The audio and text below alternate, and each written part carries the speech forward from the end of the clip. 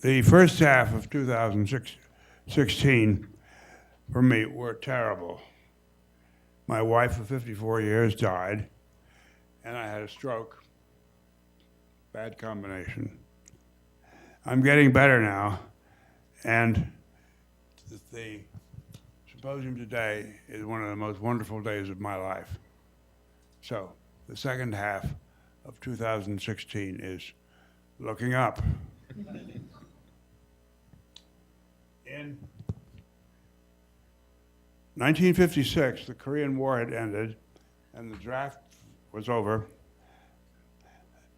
except for physicians. They couldn't get physicians to go into the military. So there was a physician, Jim. yes? All the things came out. Oh, okay, there still was a physician draft. Only for males, it was sexist. But every young doc graduating had to look forward to serving in the military, which was no fun. So we all looked around for some kind of cushy deal to draft dodge. And someone got the idea that in 1955, the clinical center at NIH had just opened, and they were bringing in groups of exotic patients. Most of them weren't very sick, so it was a lousy clinical experience. So it was a question of how to get young docs who could get up and whether they wanted to or would get up in the middle of the night. It was a lousy it was not a residency because because of patient selection. Somebody got the idea that they could staff this by having someone spend 1 year on the wards and then a year in a research lab at NIH. And that was starting in 1955, 56. And they were able to attract some very, very good people. And so then someone got the idea, well, they can do that.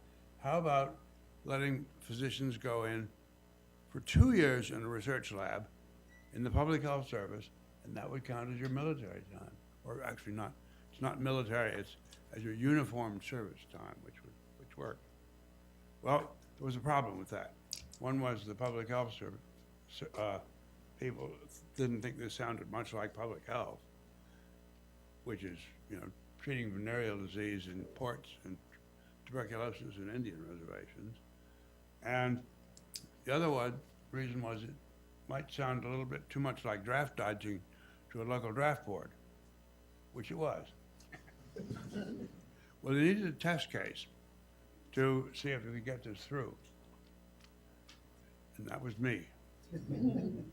So I served my country for 2 years at NIH in the neuroanatomy lab. Before that time, I had planned to practice medicine. But I had such a wonderful time, I changed careers.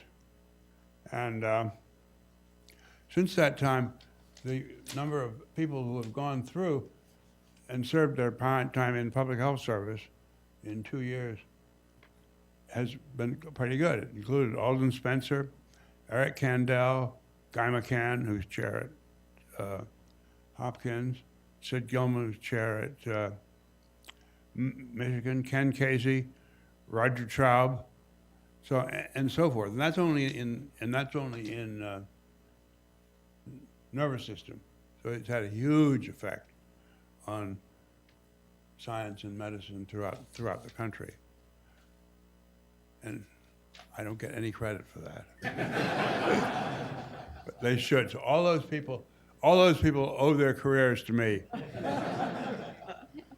Now, many of the most exciting moments in science occur when one is alone, thinking through problems, reading, working alone in the laboratory. However, another important part is working with other scientists. And I have been blessed with working with graduate students, postdocs, and at Downstate, I have been particularly blessed with working with Steve Fox, John Kuby, Bob Muller, Mark Stewart, Greg Quirk, and Andre Fenton. Thank you. Now, I think it was Louis Pasteur who said, chance favors the prepared mind. When I first started to record from single cells in the hippocampus, my mind was not prepared. As people pointed out here, I saw some things that I described as place cells, but I had no idea, even though I described it, no sense of their significance and what was going on. My mind was not prepared. I completely missed it. And in the fall of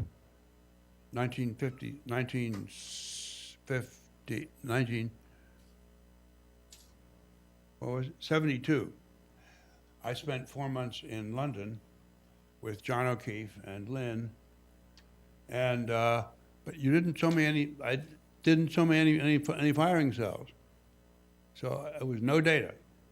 What? That was, and so I read their book, early version of it, and it was, but I thought this was very, very odd. I didn't know anything about it. I'd never heard of Tolman before, and but they began to brainwash me. I had, like most people at the time, been highly behavioristic, and the idea of this cognitive stuff seemed kind of strange. Now, actually, when I got back to Ann Arbor, Phil Best came to work with me, and Phil Best then showed me some place cells. So I saw them with my own eyes, and I was convinced. And Phil Best also started to fill me in on what was something more than behaviorism and some cognitive approaches. And during that next 2 years, I underwent a major revision of my thinking. This is thanks to John O'Keefe, Lynn Nadel is the name.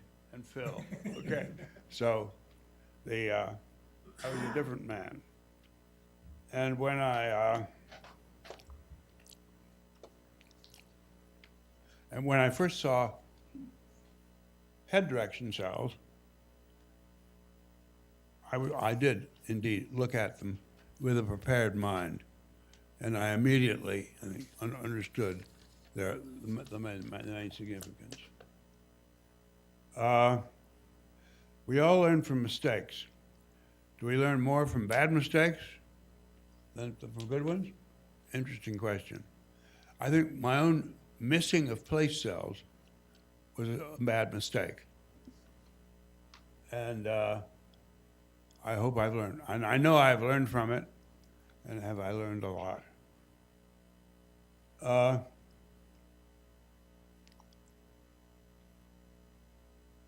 Now, I've mentioned this before, when I've had the odd experience of people thinking that I was involved in discovering place cells.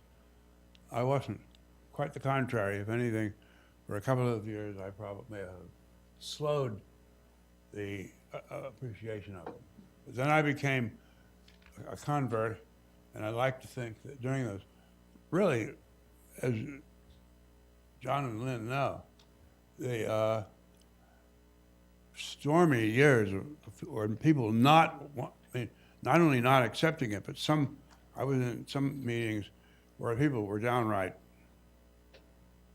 discourteously, violently opposed to it. It was, so it was a heady time, and I like to think I contributed to some of that, of the getting the world to change around.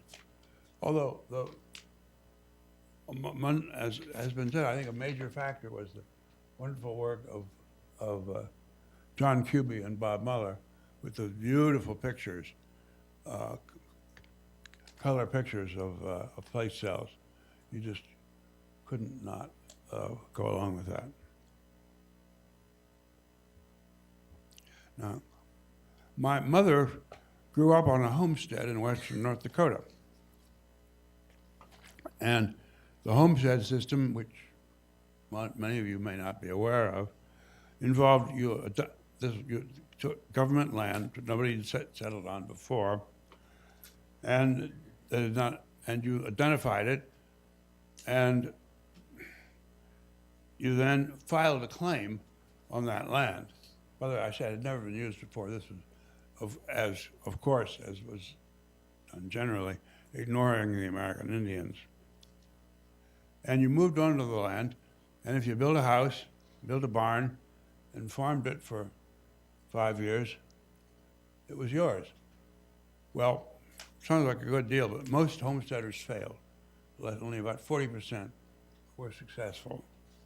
But if you were successful and kept the farm going, it was yours, and you, after having filed the claim 5 years later, you were able to prove out, proving out the land was yours.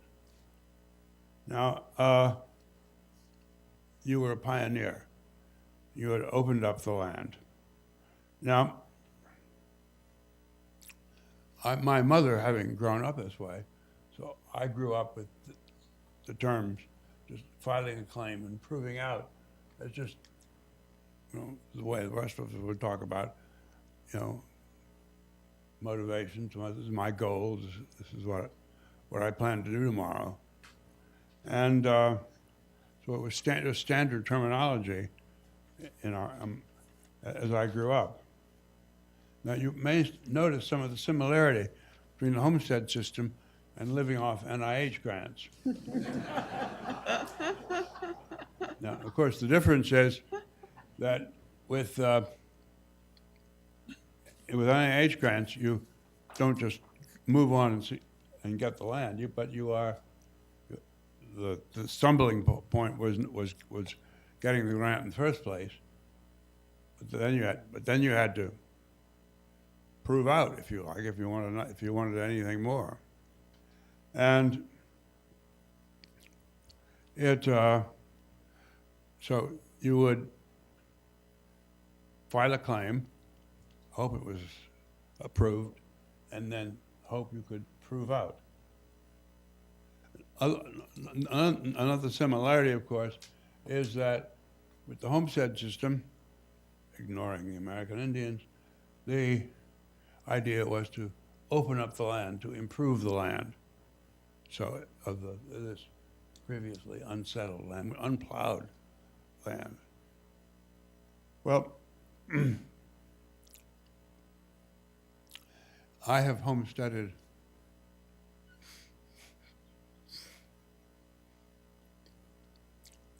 on Brain. I hope I have proved out.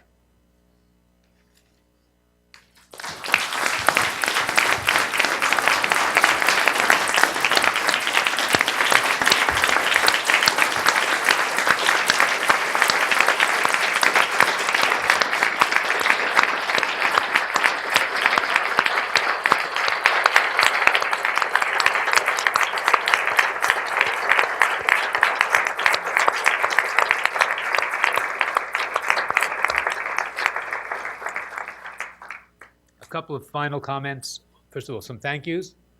Thank you to the audience. It's been great.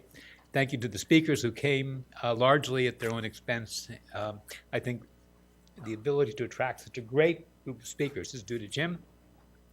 Thank you to some unseen people, Ingrid and Heidi Christian, who did lots of the background work, and the speakers have all heard a lot from them, but they're due to the Ingrid and Heidi that this situation worked out as well as it has. I want to invite everyone upstairs to the reception where there's drink and food. One of the things about packing so much together here today in one session is we didn't have questions. Didn't have question sessions, so go upstairs, and that's your opportunity to talk to the speakers and get answers to your questions. So thank you all for coming.